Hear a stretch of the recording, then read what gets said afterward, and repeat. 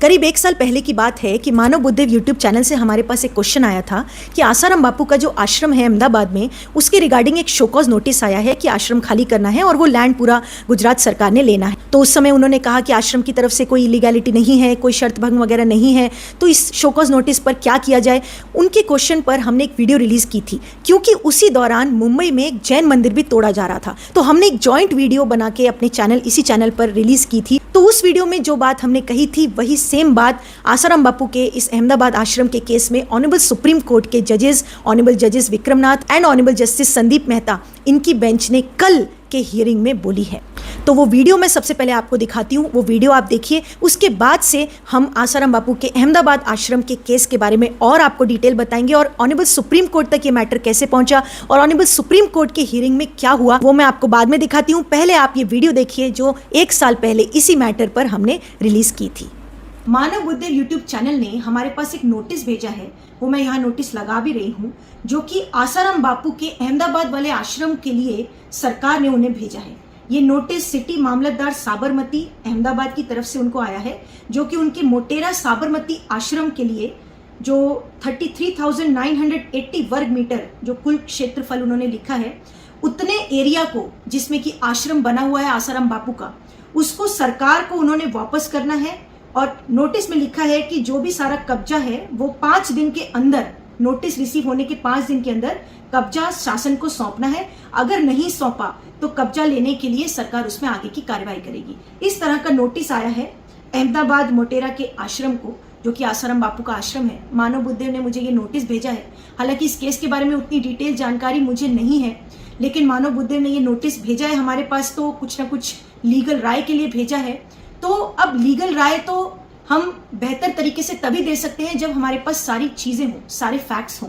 लेकिन इस नोटिस को प्राइमा फेशी देखते हुए अगर कोई लीगल एडवाइस हम दें तो वो ये होगी कि नंबर 1, आसाराम बापू के आश्रम वालों के पास अगर सबूत है, प्रूफ है, डॉक्यूमेंट्री प्रूफ कि जो लैंड है आश्रम की, जिसको कि यहाँ पर प्रश्नगत जो कब्जा बताया गया है, अगर उनके पास प्रॉपर डॉक्यूमेंट्स हैं कि उनके पास जो लैंड कहाँ से आई थी और किस तरह से आई थी, क्या वो सेल डीड से आई थी, गिफ्ट डीड से आई थी, वो सारे डॉक्यूमेंट्स उनके पास हैं, तो इंडीड इस नोटिस को उन्होंने इमीडिएटली चैलेंज करना चाहिए, हाईकोर्ट में चैलेंज करना चाहिए, रिट फाइल करना चाहिए, बिकॉज ये कॉन्स्टिट्यूशनल राइट है हर किसी का।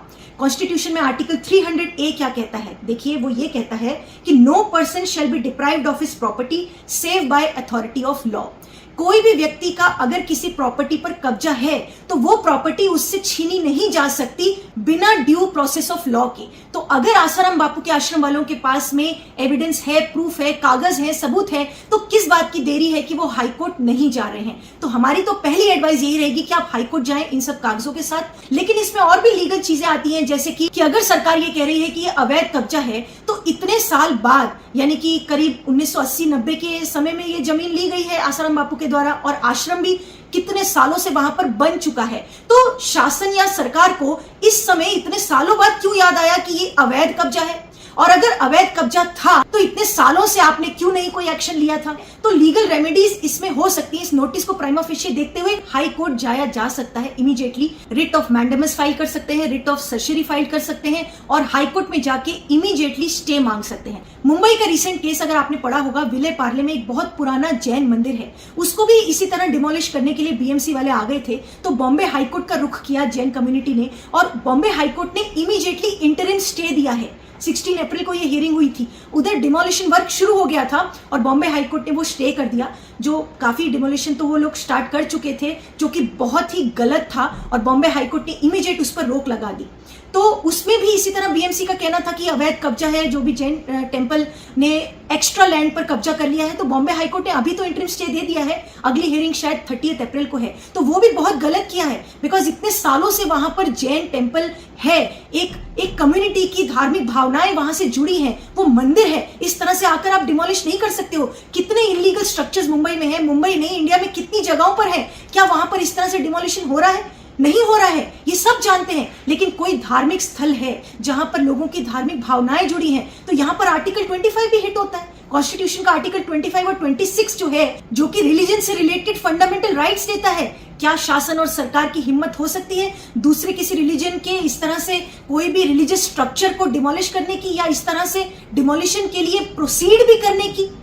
जैन टेम्पल के साथ भी बहुत गलत हुआ मुंबई में, और उसी तरह अहमदाबाद आश्रम जो कि आसाराम बापू का है वहां पे भी इस तरह से शासन प्रोसीड कर रही है। हालांकि अभी ये नहीं पता है हमें कि सरकार का, शासन का क्या स्टैंड है, उनके पास क्या डॉक्यूमेंट्री प्रूफ है, लेकिन अगर तो सरकार का ये कहना है कि अवैध कब्जा है आसाराम बापू के आश्रम का, तो इतने सालों से सरकार सोई हुई थी, इतने सालों से शासन सोया हुआ था। क्यों इतने साल? ऐसी बात नहीं है कि 5-6 साल, 12 साल या 15 साल।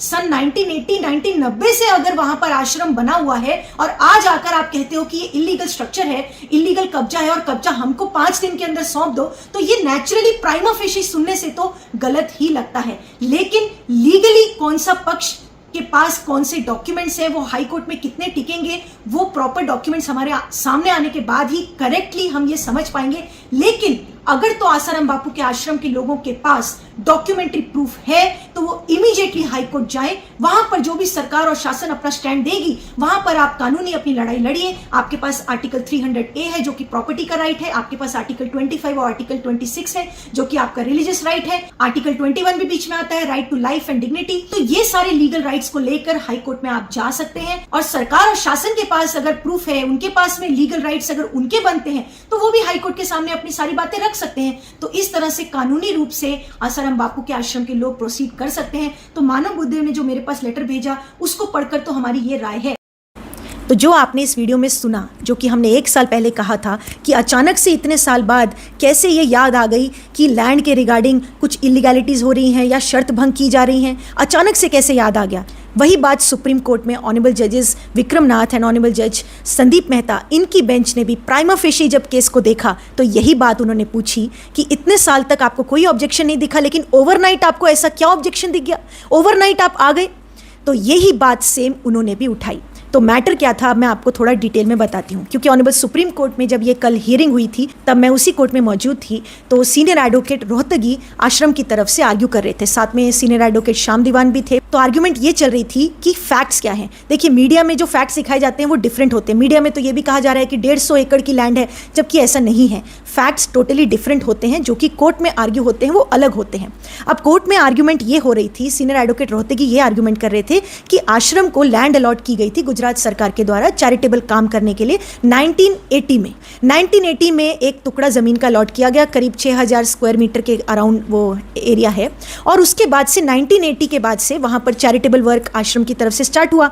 उसके बाद से 1992 में फिर से जमीन का टुकड़ा अलॉट किया गया, और फिर 1997 में फिर से अलॉट किया गया, और फिर 1999 में भी अलॉट किया गया।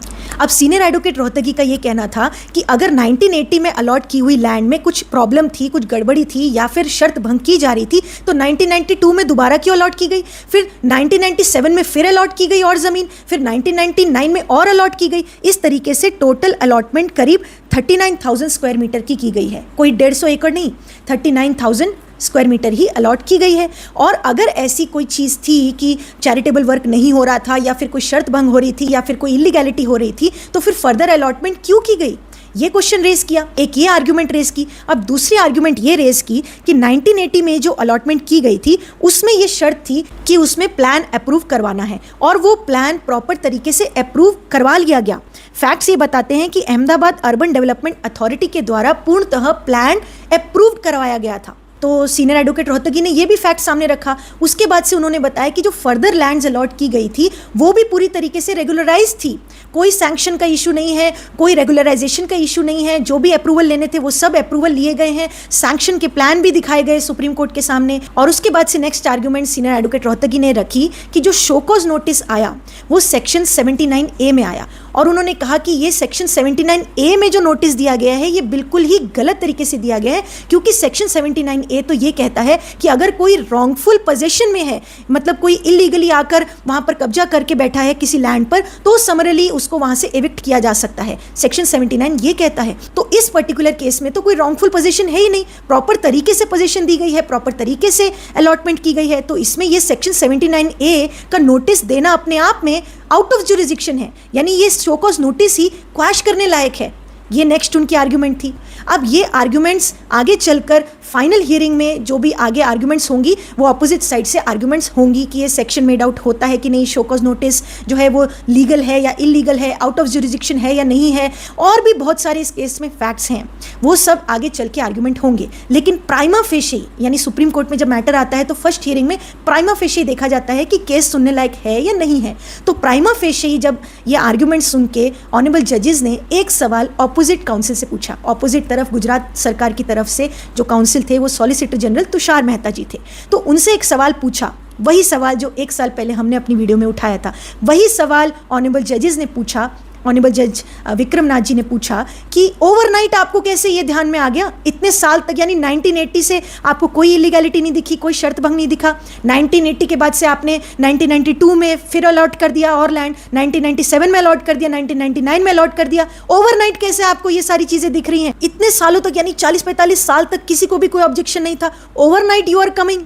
ये सवाल ऑनरेबल जजेस ने पूछा। यही सवाल हमने साल पहले अपनी वीडियो में उठाया था कि अचानक से ओवरनाइट कैसे ध्यान में आ रहा है। और जैसे कि कोर्ट्स में जब नॉर्मल सिटीजन्स अपनी सिविल राइट्स की रेमेडी के लिए जाते हैं तब ये बात कही जाती है कि why were you sleeping over your rights for so many decades and suddenly you come to the court for seeking your rights. ये बात नॉर्मल सिटीजन्स को बोली जाती है कि आप इतने सालों तक अपने राइट्स पर अगर सो रहे थे तो अचानक से एक दिन आकर आप ये नहीं कह सकते कि ये मेरा राइट था।